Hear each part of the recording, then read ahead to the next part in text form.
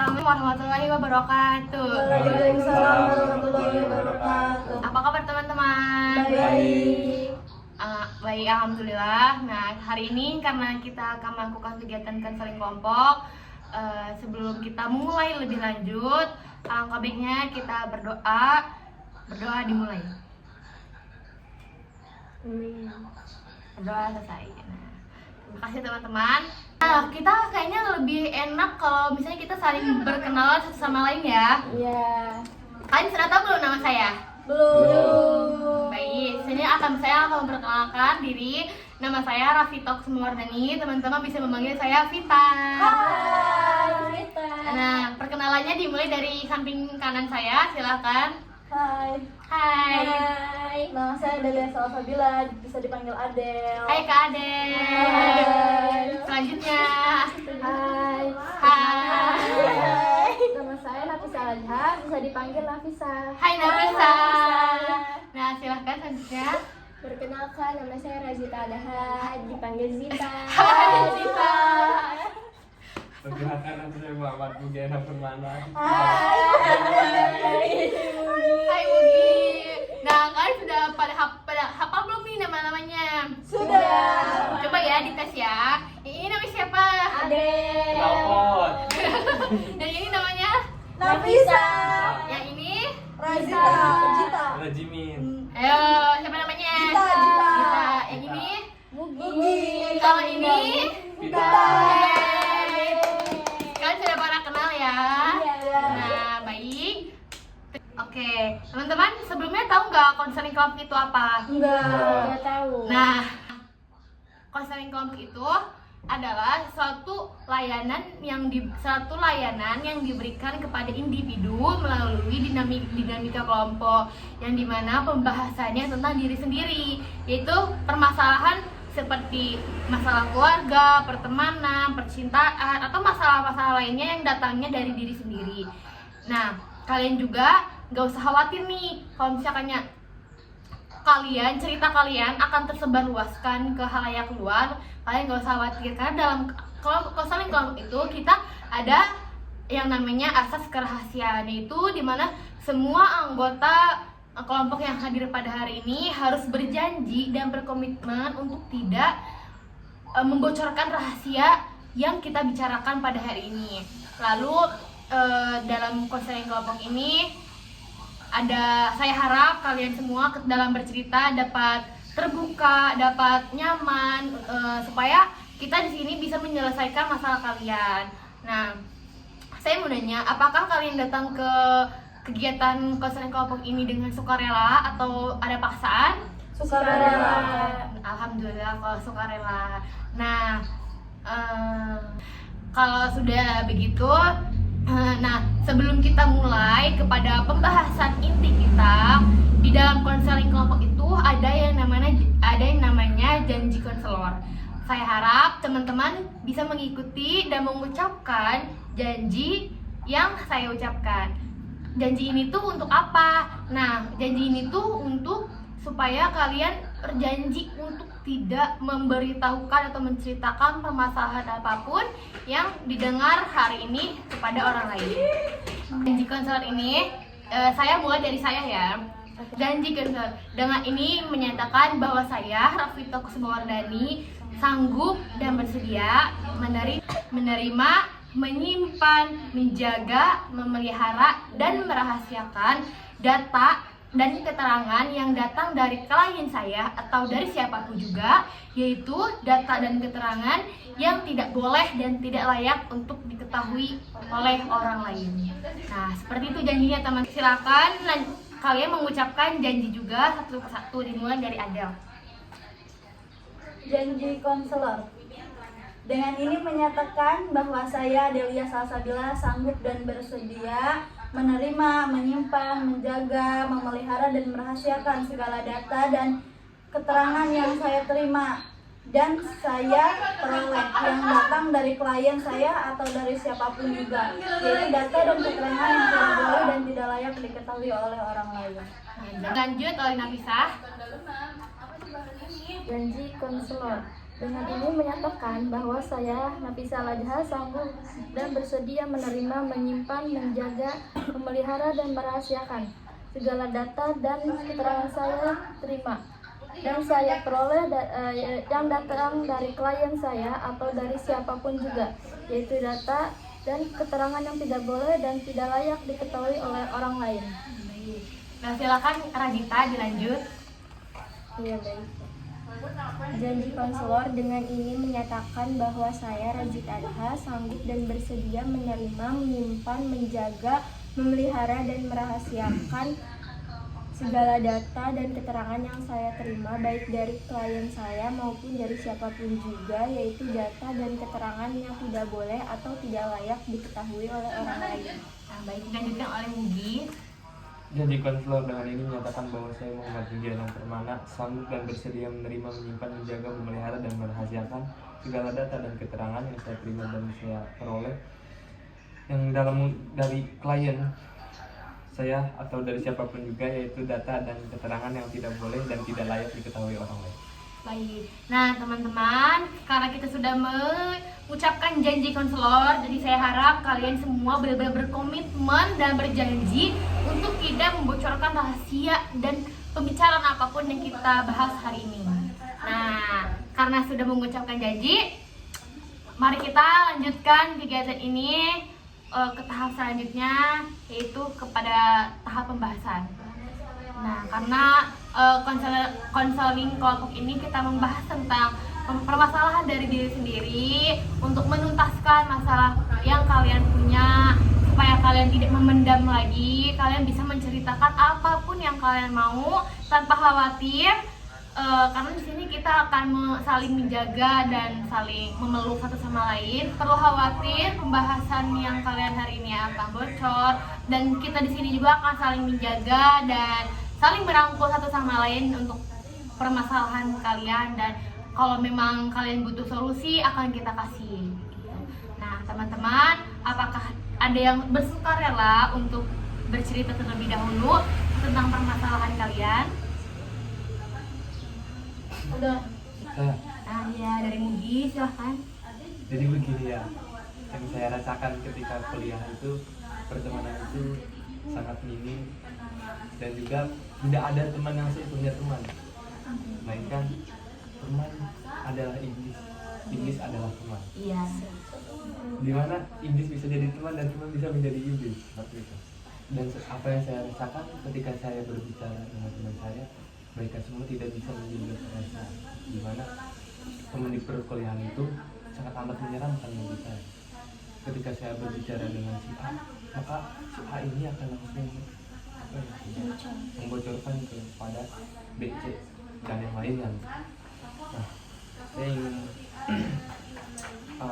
bertanya juga sih, menurut pimpinan kelompok itu sebaiknya saya ketika memilih dan memilah teman itu yang baiknya seperti apa supaya kepada diri saya tidak merasakan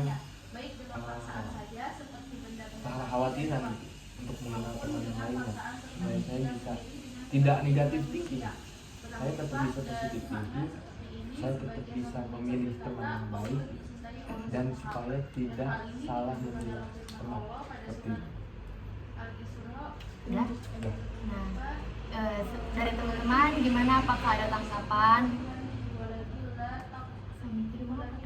Mau menanggapi Iya. permasalahan tadi Mugi tentang di kuliah banyak temen yang membocorkan gitu ya. Menurut saya sendiri emang kita tuh nggak boleh 100% percaya gitu sama orang, apalagi orang itu tuh baru kita kenal. Jadi yang bisa mengontrol diri kita tuh kita sendiri gitu ya.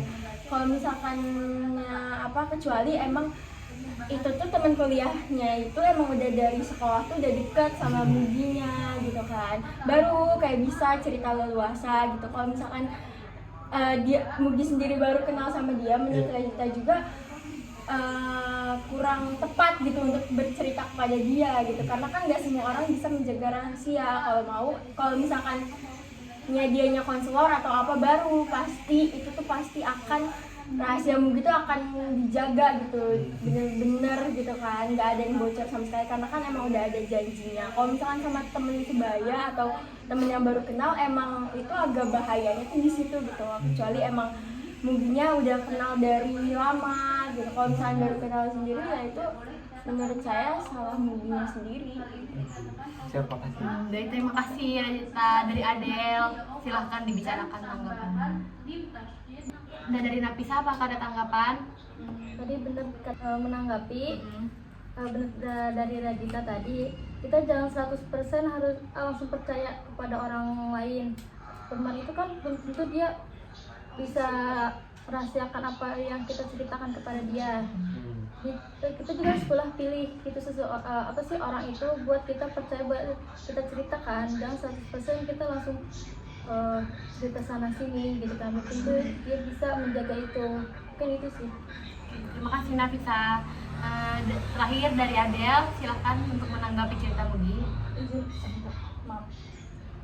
Menanggapi cerita Mugi sama yang diomongin sama Razita. Tadi Mugi tuh Razita bilang itu tuh salah Mugi. Kalau menurut saya tuh enggak salah Mugi sih, karena emang Mugi kan pasti butuh cerita, butuh teman. Cuman bukan salah Mugi, kalau menurut saya salah orang yang itunya. Kenapa nggak bisa ngejaga rahasia? Seharusnya bisa, ini tuh cerita yang harus dirahasiakan untuk cerita yang bisa diceritain lagi ke orang lain gitu tuh menurut saya. Jadi udah. Jadi salah siapa? Nah, tadi kan Mugi juga yang menanyakan, nah gimana sih supaya caranya kita tuh dapat teman yang bisa kita percaya, teman yang bisa menjaga kita dan ya saling membantu kita gitu. Nah, apakah kalian ada solusi atau ada tips-tips dalam memilah dan memilih teman yang baik untuk pergaulan kita gitu?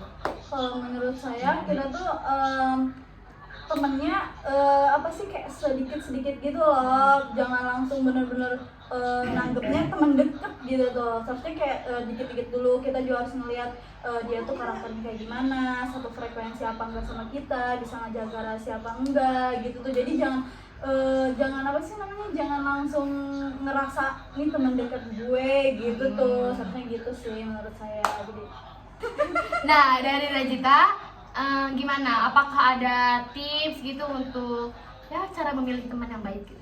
ya menurut saya sendiri tipsnya adalah kita tuh harus benar-benar mengetahui satu sama lain nih latar belakang teman kita kayak gimana, latar belakang kita gimana. Kalau misalkan dia udah menutup diri latar belakangnya, otomatis menurut saya dia tuh udah nggak mau deket sama kita gitu, cuman hanya temen yang ya udah say hello gitu ya, temen-temen gitu. Kalau misalkan udah udah si temen kita ini udah cerita banyak ke kita, otomatis dia juga udah nganggap kita dekat. Nah kita boleh tuh cerita banyak sama dia gitu kan.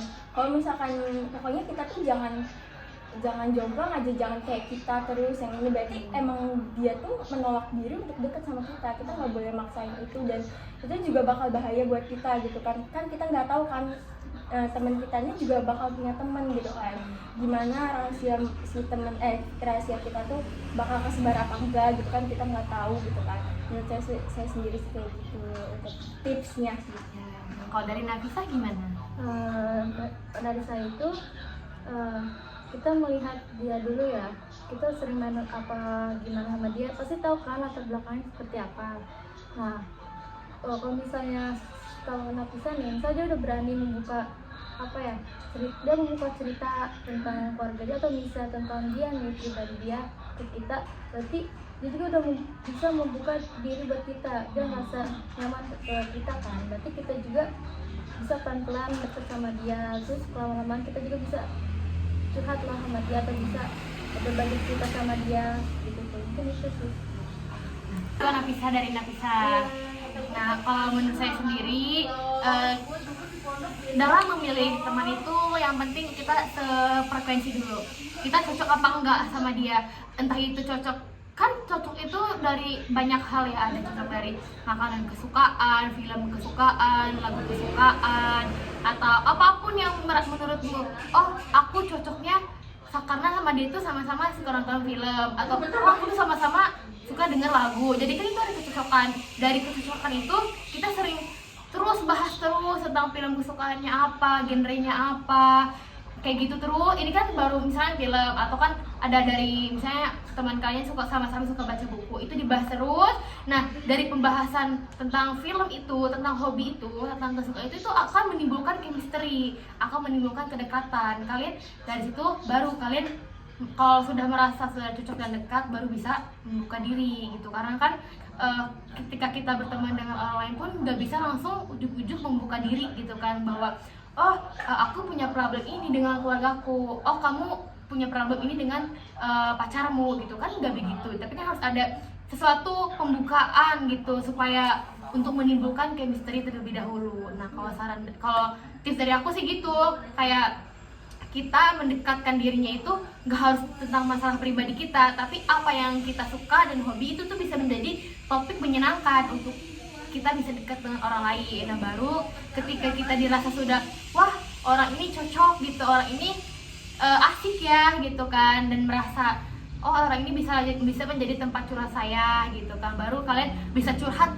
pelan-pelan gitu, curhatnya dari masalah kalian yang teringan, terus melihat perkembangan orang itu apakah sejauh ini bisa dipercaya atau enggak gitu. Jangan kayak langsung kalau merasa cocok, oke, gue mau cerita semua permasalahan gue gitu kan, ya kita kan gak ada yang tahu ya manusia gimana. Jadi pas mau cerita itu pelan-pelan, cerita masalah paling ringan dulu, nanti sedang, nanti baru cerita ya itu emang beban yang selama ini kamu simpan gitu, silahkan luapkan gitu kalau dirasa sudah percaya. Nah begitu kalau saran dari saya. Iya. Nah begitu Mugi, gimana, apakah sudah lega atau Belum. sudah merasa puas? Belum? Belum. Ya, apa nih yang harus kita bicarakan lagi? Bagaimana caranya jika teman itu tertutup, sedangkan kita yang ingin mengetahui tentang teman tersebut, ada tipsnya dan caranya ya, supaya dia bisa membuka diri sendiri. Nah, apakah gimana dari teman-teman nih? Nah, dari pertanyaan Mugi ini, gimana teman-teman? Apakah kalian ada solusi atau jawaban? Oke, nah silahkan dimulai dari Nafisa. Kita harus bersikap apa yang dia lakukan kepada kita pun harus bersikap seperti itu. Mungkin itu sih dari saya. Ya. Nah, selanjutnya silahkan dari Razita. Iya, terus benar apa kata Nafisa tadi, kita harus bersikap mirroring, terus juga menurut saya kita harus bikin dia nyaman. Gimana sih supaya dia tuh nyaman bercerita sama kita, pokoknya kayak dia nyaman lah ada di dekat kita gitu tuh, apapun itu. Kalau misalkan orang udah nyaman tuh pastinya enak gitu tuh buat kedepannya kita untuk dekat sama dia gitu. Oke. Terima kasih, silakan selanjutnya dari Adil. Apa yang dikatakan sama Rajita emang benar, harus membuat orang lain nyaman dulu kepada kita. Siapapun itu pasti kalau misalkan udah nyaman pasti dia bakal cerita. Kita juga jangan langsung berasumsi apa yang dia omongin, kita langsung ngejudgement kayak apa gitu tuh. Jadi pokoknya intinya bikin dia nyaman apa yang Rajita omongin gitu tuh. Cukup sih. Nah begitu Mugi, gimana, apakah sudah mendapatkan jawaban dari jawaban-jawaban teman-temannya? Sudah. Gitu Mugi, sudah puas? Saya ingin menanyakan kepada pimpinan kelompoknya. Iya. Menurut pimpinan kelompok bagaimana? Kalau menurut saya sangat setuju ya dari jawaban teman-teman ini, karena itu tuh adalah bagian-bagian apa ya, kayak step per step gitu. Kayak dari jawaban Rajita itu kita harus membuat nyaman dulu, kita harus membuat nyaman supaya ketika memang kalau orang itu sudah nyaman ya pasti akan mudah gitu orang teman kita tuh bercerita ke kita. Terus ketika teman kita sudah bercerita, kita jangan langsung berasumsi bahwa oh kamu itu salah, oh kamu ini benar apa gimana gitu. Pokoknya jangan cukup dengarkan saja, jangan menjudge suatu permasalahan hanya dari dia cerita gitu kan. Karena kita kan nggak tahu ya itu yang diceritakan itu sudah sepenuhnya atau enggak. Terus kalau misalkannya dia cerita ya berarti kita juga harus bercerita ke dia gitu, supaya dia merasa safe gitu loh, sama-sama punya cerita masing-masing. Aku menyimpan ceritamu, kamu menyimpan ceritaku. Jadi kan ya kalau mau disebarluaskan ya kita sama-sama punya cerita masing-masing. Itu yang bikin kita merasa safe gitu, merasa aman untuk bercerita ke teman gitu. Nah, terus ketika kita misalnya bercerita terus ada sesuatu perlakuan yang membuat kita tidak nyaman gitu kan, bisa langsung dibicarakan gitu, kayak dikomunikasikan dengan teman. Jangan malah ini tuh teman cerita kita tapi kita tuh masih malah justru memendam kesel, perasaan negatif kepada orang yang sering kita cerita gitu loh. Itu kan justru bikin renggang, bikin kayak kita nggak nyaman lagi gitu. Jadi kalau misalkan ada sesuatu yang bikin kita nggak nyaman atau ngerasa janggal gitu, bisa silakan langsung dikomunikasikan dengan teman, karena ya sejatinya teman itu adalah yang saling mengerti gitu dan memahami. Kalau misalkannya ya ketika kita membuka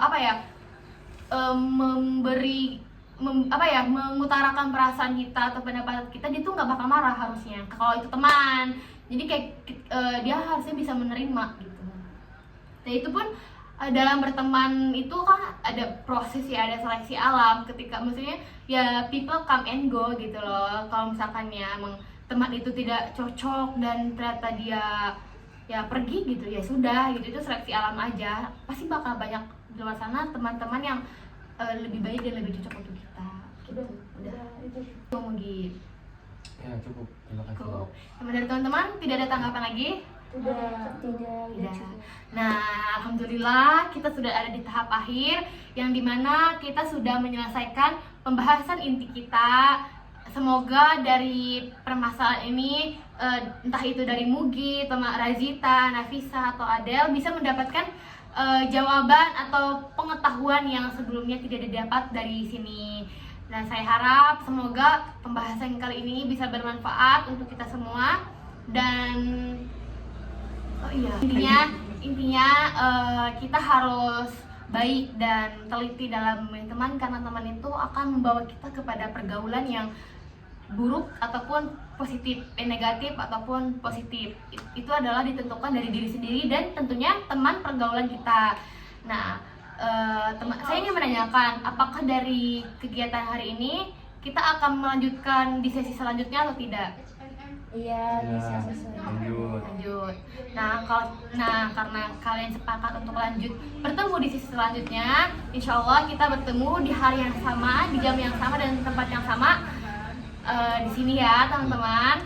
Baik. Nah, terima kasih teman-teman karena sudah mau mengikuti kegiatan konseling kelompok ini. Semoga di pertemuan selanjutnya kita bisa lebih terbuka dan lebih nyaman, mungkin ya akrab dengan teman-teman semuanya. Amin. Nah, mari kita tutup kegiatan konseling kelompok ini dengan mengucapkan sama-sama mengucapkan hayatul hamdalah. Alhamdulillahirobbilalamin. Terima kasih. Saya tutup kegiatan hari ini. Wassalamualaikum warahmatullahi wabarakatuh. Waalaikumsalam warahmatullahi wabarakatuh.